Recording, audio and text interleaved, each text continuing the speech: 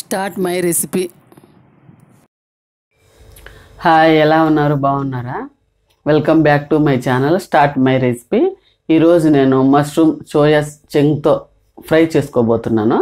Mushroom soya చంక్స్కి ఏమేమి కావాలో చూసేద్దామా?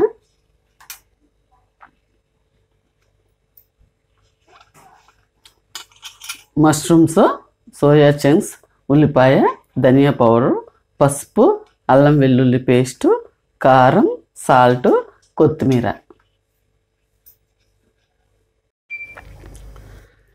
స్టవ్ ఆన్ చేసుకొని గిన్నె పెట్టుకున్నాను.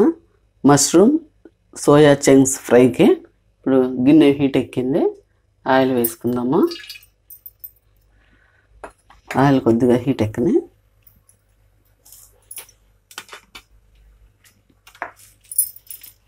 ఆయిల్ హీట్ ఎక్కింది. అందులో 3 ఎండుమిరపకాయలు తుంచి వేసుకుంటున్నాను.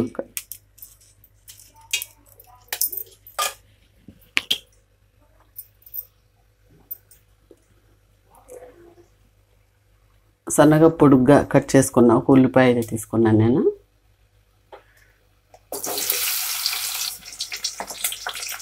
అందులోనే కరివేపాకు,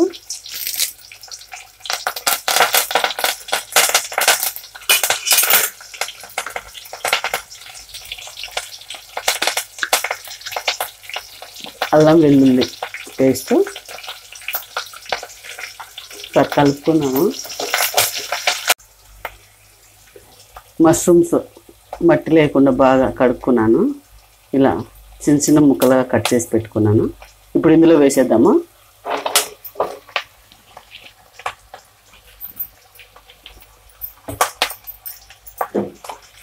సరే, బాగా కలుపుకున్నాము.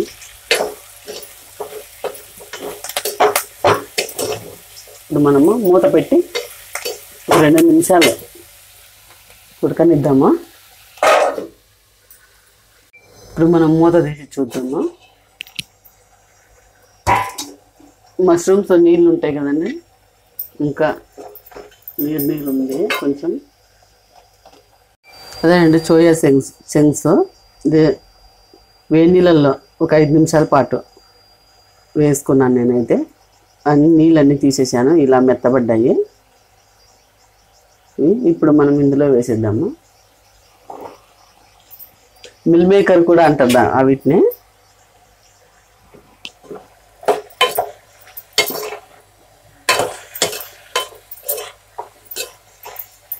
కలుపుకున్నాం కదా. ఇప్పుడు మనం ఇందులో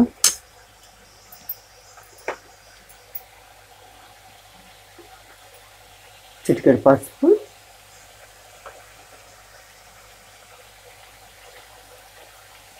కొద్దిగా ధనియా పౌడర్,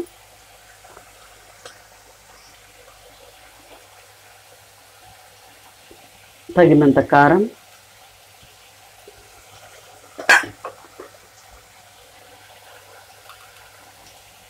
కొద్దిగంత సాల్ట్.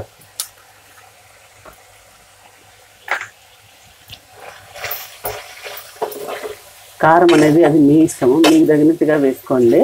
నేనైతే మాకు తగినట్టుగా వేసాను. సోయా చంక్స్ సప్పగా ఉంటాయి కదా, కొంచెం కారం ఎక్కువే పడుతుంది. ఇప్పుడు మూత పెట్టి 2 నిమిషాలు వేయించుకుందాం బాగా.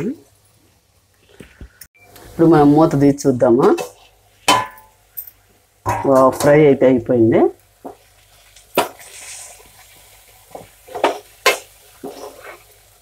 చూడండి, కలర్ కానీ చాలా బాగా వచ్చింది. మనం లాస్ట్లో కొత్తిమీర, పుదీనా కొద్దిగా వేసుకున్నాము.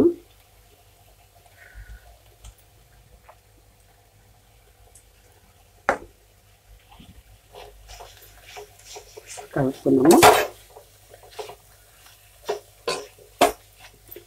Soya chunks meal maker fry అయితే రెడీ అయిపోయింది. ఇప్పుడు మనము సర్వింగ్ ప్లేట్లోకి తీసుకుందాము. స్టవ్ ఆఫ్ చేసుకొని మష్రూమ్స్ సోయా చంక్స్ ఫ్రై చాలా బాగా వచ్చింది. చపాతీలకు కానీ దోశలకు కానీ చాలా బాగుంటుంది. ఈ సోయా చంక్స్ మష్రూమ్ ఫ్రై మీకు నచ్చినట్లయితే షేర్ చేయండి, సబ్స్క్రైబ్ చేయండి, లైక్ చేయండి, తప్పకుండా కామెంట్ అయితే పెట్టండి.